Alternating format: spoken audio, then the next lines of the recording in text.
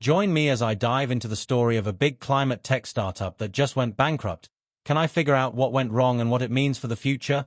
Unbelievable! One of the biggest names in climate tech has just gone bankrupt.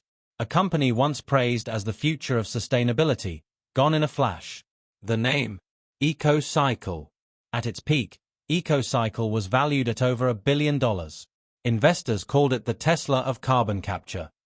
Its mission was bold, to turn the very gas heating up our planet, into usable everyday products. The company promised to turn pollution into profit, capturing carbon and transforming it into fuels, materials, and even consumer goods. For a while, it worked.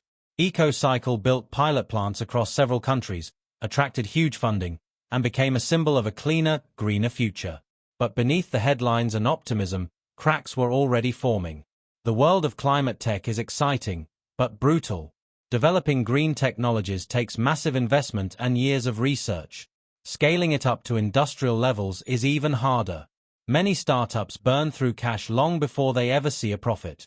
Add tough regulations, delays in government approvals, and competition from energy giants, and even the most promising ideas struggle to survive. EcoCycle faced all of this, and more. Inside the company, money was vanishing faster than it came in. Millions were spent on experimental projects that never reached production. Marketing campaigns drained resources without real results. And the leadership team was divided. One side wanted to partner with other manufacturers, the other wanted to control everything and expand aggressively. That internal tension slowed decisions and created confusion. Meanwhile, new competitors entered the scene, offering cheaper, faster carbon capture solutions. EcoCycle was losing ground just as investor patience began to fade. Then came the breaking point. EcoCycle was counting on a $50 million funding round to keep its doors open. It was supposed to be their lifeline. But when investors took a closer look at the company's finances, they didn't like what they saw: rising debt, slowing revenue, and no clear path to profitability. Within weeks, the deal collapsed. Without that funding, EcoCycle couldn't pay its suppliers or keep its facilities running.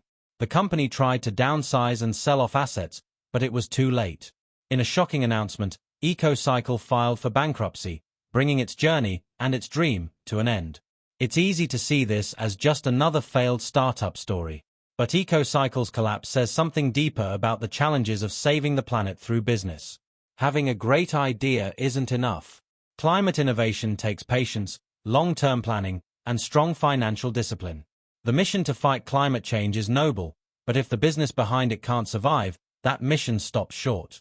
EcoCycle's fall is a reminder that solving big global problems isn't only about invention, it's about endurance. Every failed project teaches us something new, shaping the next generation of climate solutions. So, what happens next for climate tech? Will investors grow cautious, or will this push the industry towards smarter, more sustainable strategies? One thing's for sure, the race to save the planet isn't over. Each setback brings us closer to the breakthrough we need. What do you think? Was EcoCycle's fall inevitable? Or could it have been saved with better strategy? Let me know your thoughts in the comments. And don't forget to like, subscribe, and check out my other videos exploring the business of climate innovation and the real cost of saving our planet. Because sometimes, behind every green dream, there's a hard truth waiting to be uncovered.